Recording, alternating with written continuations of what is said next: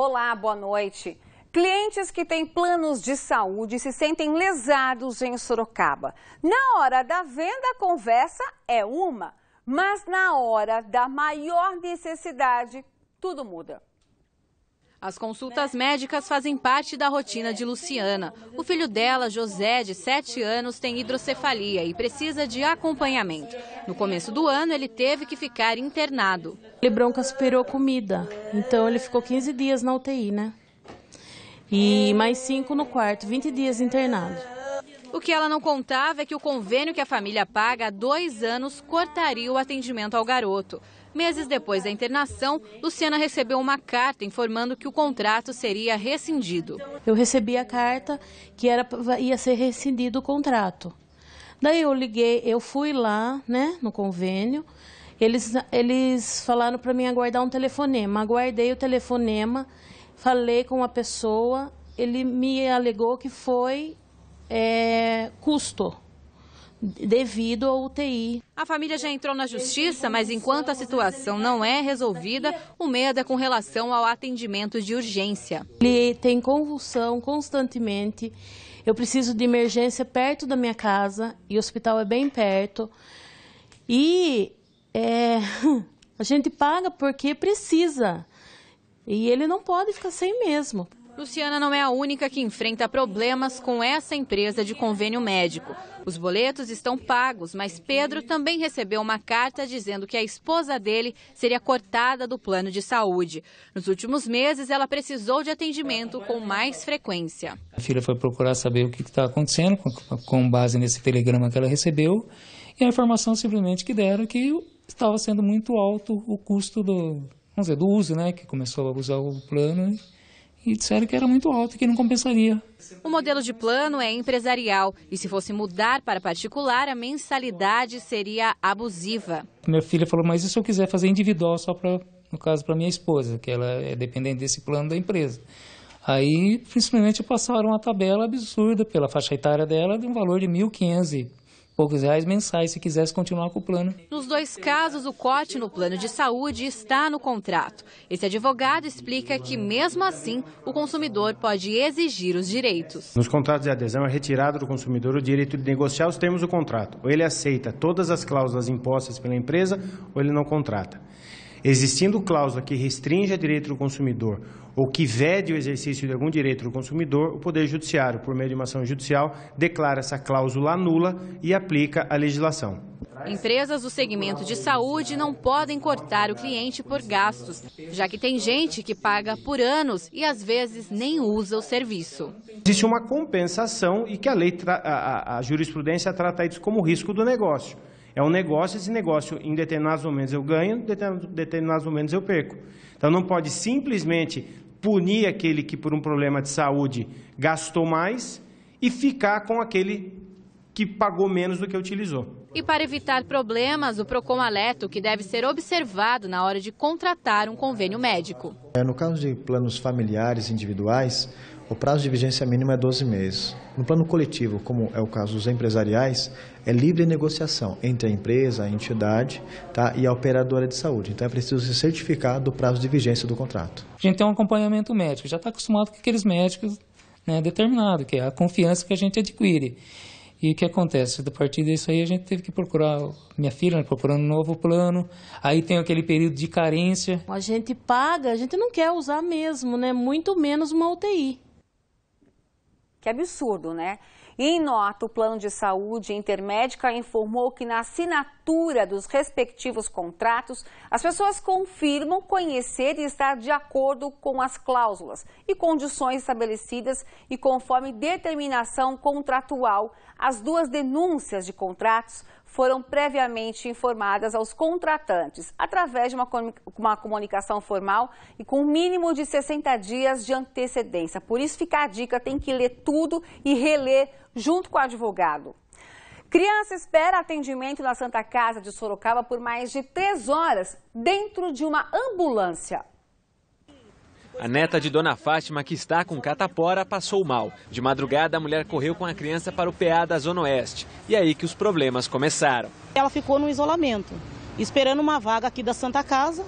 E às 7 horas da manhã nós fomos liberados, viemos para a Santa Casa e até agora a criança estava sem vaga de isolamento, dentro de uma ambulância, no quente, né? A criança chorando, com fome, querendo fazer xixi, não deixaram entrar nem na porta do hospital. Durante a reportagem, a neta de Dona Fátima conseguiu um leito depois de 3 horas de espera. A alegação da Santa Casa é que não havia vaga no setor de isolamento. E a falta de leitos é mesmo uma realidade. O Noticidade mostrou na terça-feira que um quarto foi utilizado como UTI improvisada, enquanto a nova UTI pediátrica, que deveria ser entregue, ainda não foi inaugurada. A denúncia partiu de funcionários do hospital. A nossa equipe entrou em contato com a assessoria da Santa Casa, que por telefone nos informou que, como a catapora é contagiosa, a criança precisou ser isolada e não havia espaço para esse isolamento do pronto-socorro. E durante a permanência da nossa equipe, hoje pela manhã, na Santa Casa, flagramos um desrespeito ao pedestre. Uma moto estava estacionada no acesso das pessoas, impedindo que eles andassem pela faixa exclusiva. A situação causou incômodo a quem passava. Um agente da URBS chegou a ser acionado, mas infelizmente nada pôde fazer, já que a moto estava parada em uma área particular. Um absurdo isso, né? E o engavetamento hoje envolveu 2 ônibus, 2 caminhões, uma carreta e 6 carros na rodovia Dom Gabriel Paulino Bueno Couto, em Jundiaí. De acordo com a concessionária, 5 pessoas ficaram feridas. Houve congestionamento, mas a pista não precisou ser interditada. Apesar de tantos carros e pessoas envolvidas, de acordo com a concessionária que administra a rodovia, ainda bem, só 5 pessoas tiveram ferimentos leves. Elas foram encaminhadas ao Hospital São Vicente de Paulo e passam bem. Aproximadamente 220 funcionários públicos de Votorantim entraram em greve nesta manhã. São eles coletores de lixo, motoristas de ônibus escolares, de ambulância e serviços gerais. Segundo o presidente do sindicato da categoria, a reivindicação é por aumento igualitário no salário de todos os setores, diferenciação de benefícios entre motoristas e aumento de referência. Os funcionários também reclamam do desvio de função. Em nota, a Prefeitura informou que atendeu uma comissão dos grevistas para tentar atender as reivindicações. Informou ainda que a população não foi prejudicada com a paralisação. A situação do lixo em Sorocaba deixa a população insegura e hoje foi até motivo de manifestação no centro da cidade. É lixo por quase todo o centro. Na Braguinha, local mais movimentado durante o mês de dezembro, os consumidores se incomodam bastante. Que isso, moço? Esse lixo deveria ser feito assim. Pegar todos os lixos, levar lá na prefeitura. É um absurdo isso em plena época de fim de ano, né? Tá horrível. E eu acho isso uma falta de respeito com o povo. E se o consumidor não gosta, pior ainda para quem vive das vendas. Fica ruim um monte de lixo em frente a uma lanchonete, né? Ele causa mau cheiro, não tem container para a gente pôr e isso está atrapalhando a gente. O contrato com a antiga empresa de coleta de lixo foi encerrado na última segunda-feira.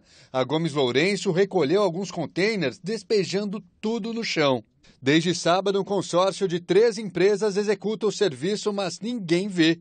Em nota, a Prefeitura disse que o problema estaria resolvido até sexta-feira. Contra a situação, um grupo de manifestantes se reuniu para protestar. O protesto ele tem como caráter, na verdade, expressar uma indignação que está colocada na população aí, né? Em Itapetininga, durante uma vistoria na penitenciária, a polícia identificou 2 celulares dentro de um par de tênis. O pacote teria sido enviado pela mãe de um dos detentos. O preso assumiu que os aparelhos eram para ele. O detento foi isolado e agora aguarda a punição da diretoria.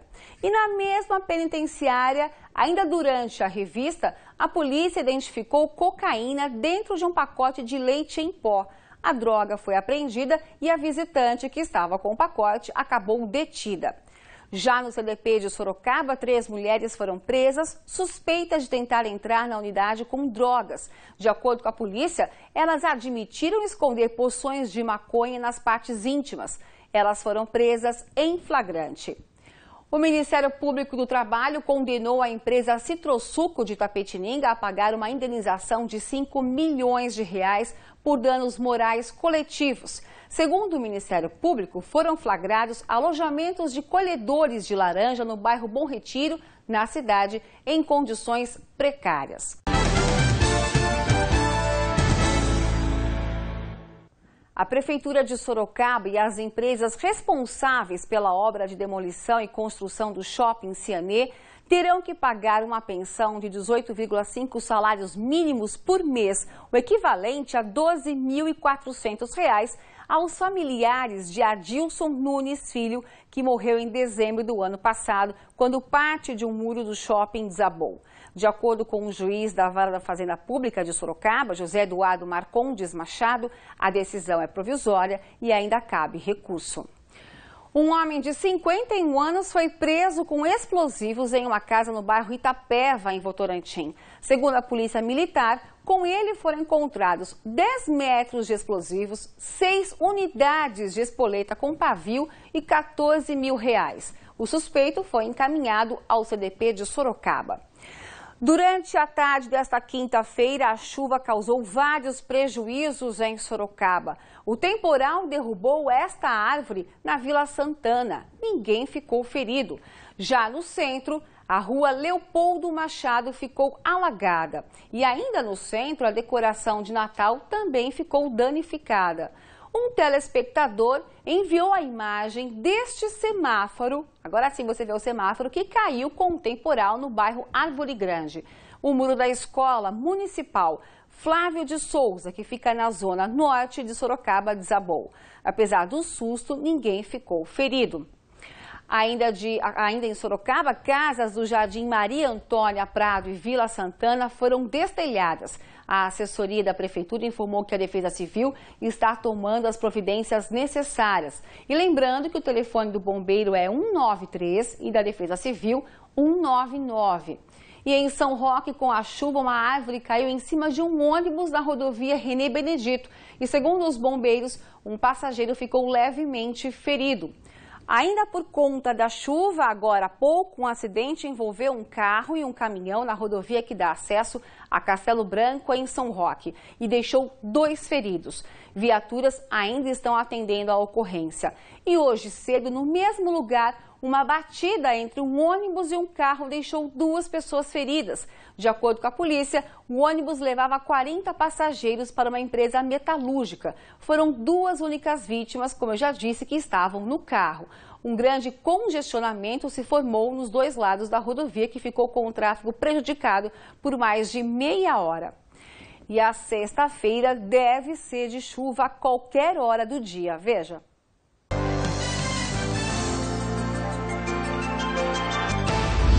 Em Araçoiaba da Serra, a mínima de 20 e máxima de 28 graus. Em Ibiúna, a mínima não passa dos 18. Jundiaí tem mínima de 22 e máxima de 30 graus. Máxima de 27 em Itapetininga. Depois da polêmica dos Beagles e dos casais de quero-quero, a vez agora em São Roque é do casal de coruja que ganhou 4 filhotes. Veja.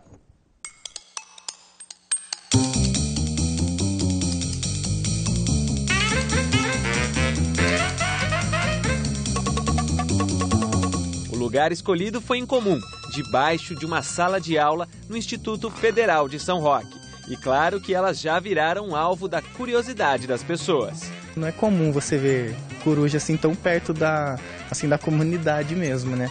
Então elas até que estão bem perto da gente. Bem curioso.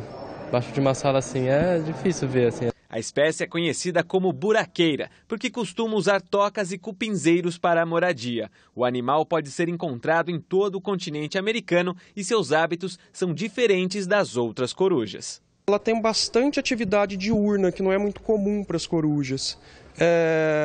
Ela também caça no crepúsculo, onde tem muitos insetos, e nesse período reprodutivo que ela está com filhotes, ela pode ter uma atividade 24 horas de caça para conseguir o alimento para suas crias. Os filhotes devem ficar no ninho ainda uns 3 meses, e nesse tempo é bom só observar, porque se chegar perto é melhor ter cuidado com a cabeça. Um docente que é fascinado por elas, ele foi registrar o nascimento dos filhotes, a presença delas, e ele chegou muito próximo dos filhotes e ele foi atacado com maior agressividade, mas por ele ser careca, ficou bastante evidente as marcas, mas nada que o tempo não curasse. A coruja é considerada símbolo da sabedoria. Também tem aquela imagem da coruja que ela enxerga no escuro mais do que os outros animais. Então isso é interessante, por quê? Porque também é uma simbologia. Quer dizer que quem estuda, o seu conhecimento permite que veja através da escuridão da ignorância. E por estar dentro de um ambiente acadêmico, já virou mascote do lugar. Todo mundo gosta de ficar vendo, principalmente quando ela dá filhote, assim, que é a coisa mais linda de se ver.